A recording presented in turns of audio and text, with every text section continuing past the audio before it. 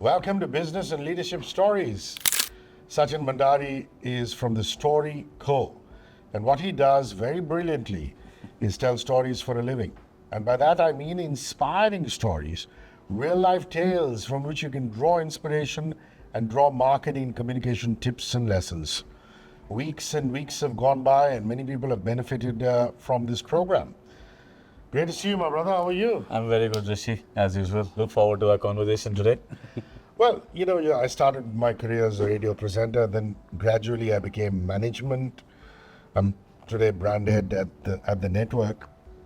And one of the things I've had to really concentrate on is P&L, profit and loss. So you've gone from being a communist to a capitalist. It's another way of describing it.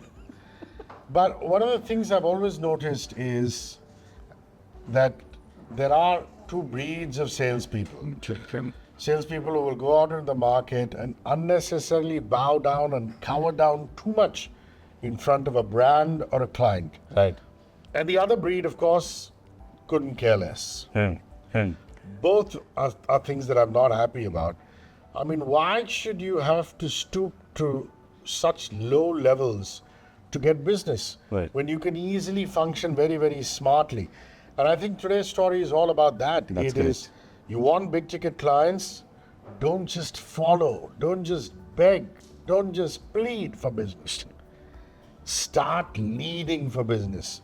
And what a wonderful thought that is. Now onward over to your story. Thanks, Hrishi. So I think this thought came to me, or I realized what you just said recently when I was working with an agency. There's a partner agency with the Storyco. Storyco is a coaching and training firm. We also run a business storytelling community, but there are clients who want content, digital marketing and all that, and they always depend on my recommendations sometimes. So I've partnered with an agency, and that agency head, so I'll just call him Ravi. I don't want to share his real name. Okay, we went on a call. Ravi and I were with a client. We were speaking. At the end of the call, I was not very happy, Hrishi. I felt like we hadn't done a good job. And if you wonder why, the reason is that on the call, we were just saying yes to everything the client was saying. We were acting as if we are just there to execute things. And one thing I have realized, earlier when I was in PR, when I used to interact with you, and now over the years as a communications coach, is that if you want big ticket clients, the big brands, the ones who actually have the money bags, they do not want to listen to people or work with people who are yes men. They want to work with people who actually have insights and knowledge and who are going to be able to tell them, hey, this is what you should do because. And those are the kind of people who actually get the big businesses. So I think a lot of small entrepreneurs or entrepreneurs who have MSMEs running smaller businesses get stuck in this trap where they think that I just need to say yes to a client about everything and then that client will be mine. Whereas I think the advice is counterproductive. You actually have to be able to have a difference of opinion. You teach the client something and lead the client. That is when I think you can get big client business.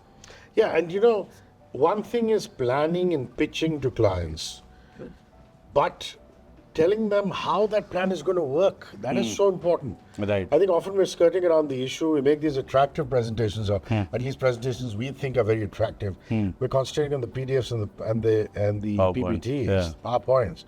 But what we don't realize is how is this going to be executed? That's right. That's the first question on any manager's mind. Correct. If he has the right mind, he'll ask the right questions. And I think that's something we really need to transform about the way we go about our business. Right. And obviously, if you lead, your beliefs will resonate with them, isn't it? Correct. Yeah. So what are the other lessons that we can learn from this phenomenal story of leading rather than bowing down, cowering? Following rather than following clients. So I think, let's say a lot of people agree with this fact that it's important to lead as opposed to follow clients. But how do you do it exactly? I think I have 3 tips. I'm not saying that it's only limited to these 3 tips. But my 3 tips are: number 1, show that you have the knowledge for that particular place. Now, how do you share knowledge? You have to share insights, right? So this is how digital marketing is shifting. This is what is happening. Other brands are doing this, etc., etc. This needs to be short, but you need to be able to show evidence that you have insights into the market and you know how to narrate those insights to a client. Second thing is share examples of other clients that you've worked with, the kind of success that you've delivered for them, etc. All of that. That's super important as well. And third thing is that as a practitioner of a particular space, like for instance, you're an RJ extraordinaire, you've been doing this for so many years, and I'm sure that when you go back and tell students or people who are wanting a career in this, you have certain beliefs about this career, right? Those beliefs need to be communicated to the client, and sometimes those beliefs may be in contradiction to what the client believes. Sure. But then good brands want diverse opinions and diverse people to work with them. That's how a great brand is built. And that is how I think big brands will choose a smaller agency or a smaller business to work with them, because the person leading the business or the person leading that particular project is somebody who's knowledgeable and can lead the client, because they don't have a lot of time to sit and think, right? They're depending on partners to be able to tell them what's right and what's not. So if you're able to tell them what's right and not, and then deliver on that promise, then I can give you in writing that you will be able to get bigger clients than the ones you're getting today. Swell. Sachin Bhandari is also available for keynotes, webinars, team building sessions that incorporate storytelling. And please do catch his Win with Stories newsletter on LinkedIn. I found it very helpful in my case. You, I'm sure, will also find it very, very helpful.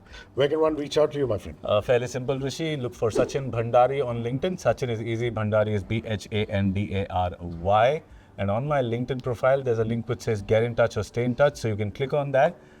You can either subscribe to my newsletter, set up a Zoom call if you want me to come and help your organization. But I've recently also started Story Club, which is a business storytelling community. We meet every Saturday from 10 a.m. to 11:30 a.m. online. So you can visit a meeting as a guest and then decide if you want to continue or not. Lovely. And I'm going to see you next week, yeah? 100%. On Business and Leadership Stories. 100%. Thanks very much. Yeah. 94.3 Radio 1.